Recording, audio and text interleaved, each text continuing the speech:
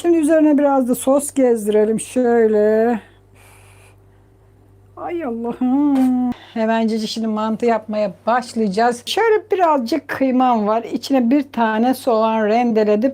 Tabii suyunu şöyle sıktım ki kıyma sulanmasın ve tuz attım. Başka bir şey yok. Karabiber falan ilave edebilirsiniz. Bu tamamen size kalmış.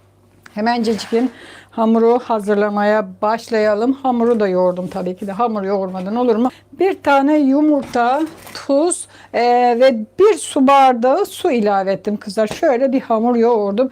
Şimdi şöyle biraz kuvvetimizle bastırarak özleştirelim hamurumuzu.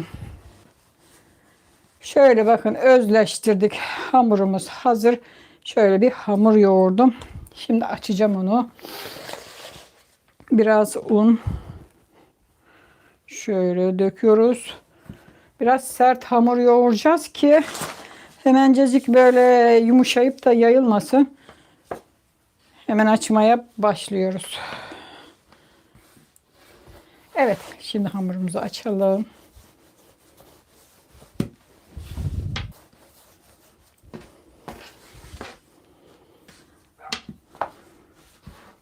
Kocaman açtı. Şimdi buradakilerini keseceğim. Şu şekilde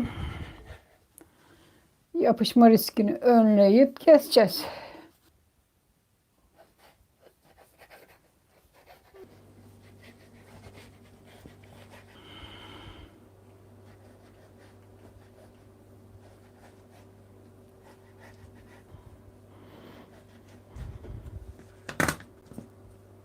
Bir sofra hamur oldu.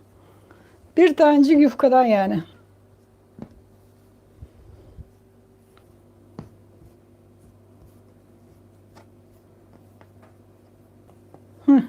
Tamam. Ben hamurlarımı güzelce açtım. İnşallah. Şimdi kıymalarını da koymaya beceririm. Şöyle gösterelim. Şöyle bir avuç kıymam vardı. Bir tane soğanı rendeledim. Tuz ve ne koydum başka? Hiçbir şey koymadım. Bir minicik minicik şimdi şöyle içlerine koyacağız.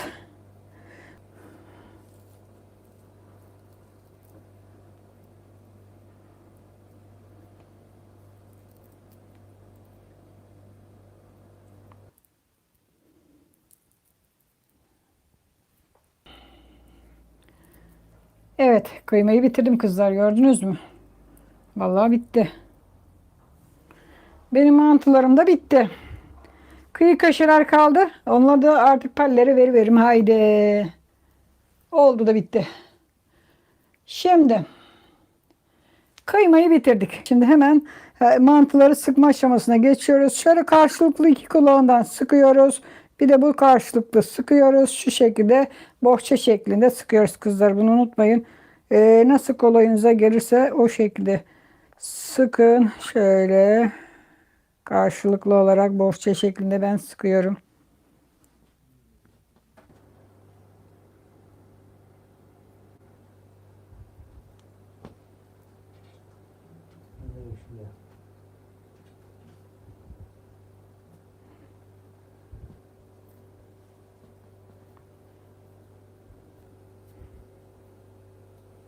Ve yaptığım mantıları yakın plandan gösteriyorum.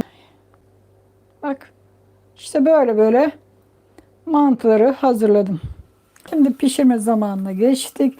Ocağımı yaktım, tenceremi koydum. Küçük tencerede pişireceğim. Gerçi hepsini pişirmeyeceğim.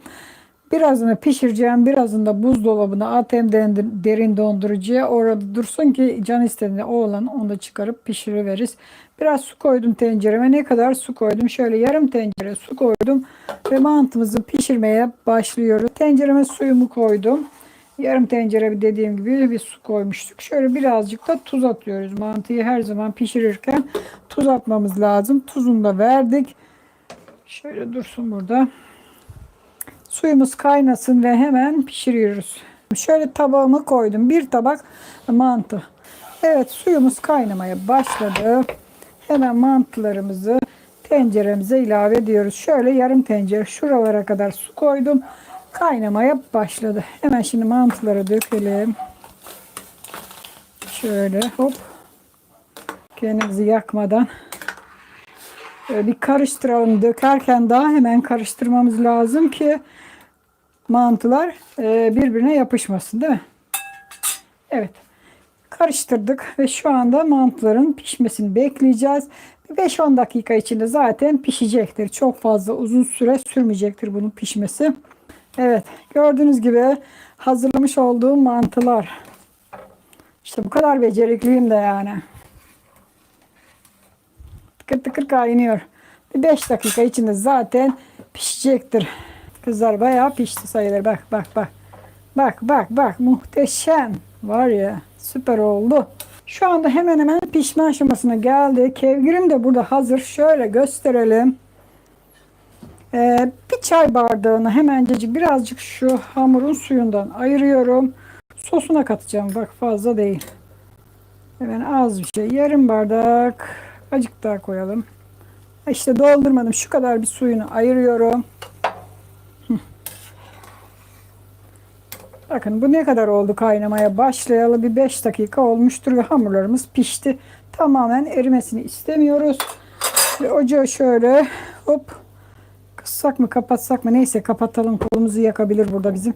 Hemencecik şimdi süzme aşamasına geçelim. Hop, tencerenin içine ak, bak ha, başka yere akma. Çünkü orada lavaboya gidemedim. Şimdi güzelce döktük. Birazcık üzerine su. Dediğim gibi bak, hepsini pişirmiyorum çocuklar.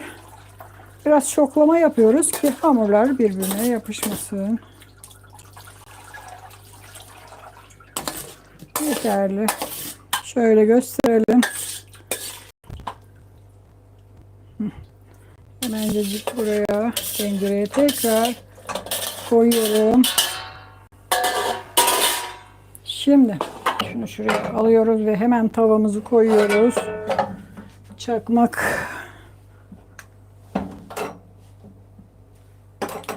Evet. Hemencecik tavamızı koyuyoruz. Tavuğun içine biraz yağ döküyorum. Şöyle göz ayar diyelim. Yağımı biraz kızdırdım. Şimdi bu yağın birazını döküyorum şöyle hamurların üzerine. Hepsini dökmedim. Şöyle karıştırıyorum ki bakın hamurlar yapışmasın. Tamam, oldu. Şimdi tekrar tavamı buraya koyuyorum. Şimdi sosunu yapalım birazcık üzerine. Şöyle domates salçası yapmıştım ya yaz aylarında, yeterli. Hemencecik salçayı tavamda eritiyorum. Çok bile geldi. Şöyle ezdiriyoruz. Biber de koyabilirsiniz bu aşamada. Domatesli. Ben domates koydum. Yoksa istediğinizi koyabilirsiniz. Şimdi birazcık şu ayırmıştık yarım çay bardağı kadar sostan. Salçayı biraz açılsın.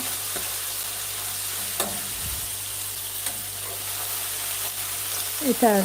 Çok fazla da yapmaya gerek yok.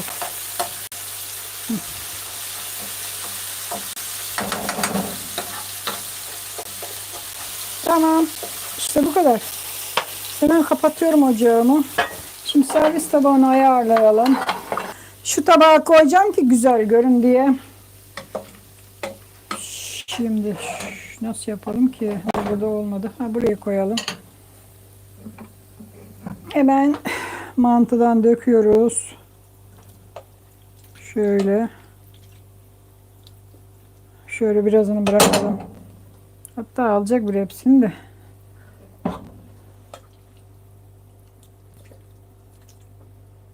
Yeter.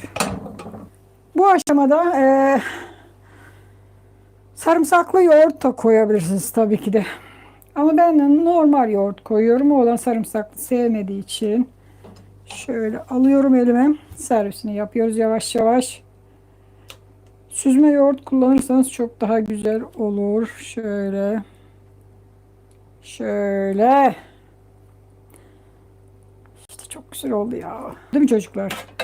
Yani şimdi üzerine biraz da sos gezdirelim. Şöyle.